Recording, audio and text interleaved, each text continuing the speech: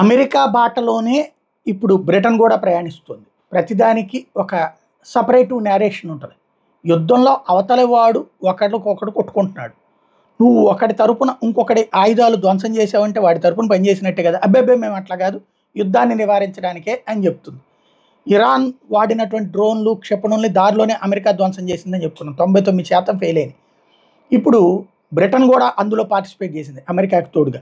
తాజాగా బ్రిటన్ చెప్తున్నటువంటి లెక్క ఏంటంటే ఇందులో 170 డ్రోన్లు, 30 క్రూయిజ్ మిస్సైల్స్, 120 బాలిస్టిక్ మిస్సైల్స్ని దెబ్బతీసాము మేము అని చెప్తోంది. టోటల్గా ఇరాన్ అతిపెద్ద ఫెయిల్యూర్ ఇది. కాబట్టి ఇరాన్ ఎప్పటికైనా యుద్ధం చేయాలన్నటువంటి ధోరణి మానుకోండి. మేము శాంతి కోసమే, ఇప్పుడు ఇజ్రాయెల్కి మేము సపోర్ట్ చేసి యుద్ధం చేయమంటలేదు.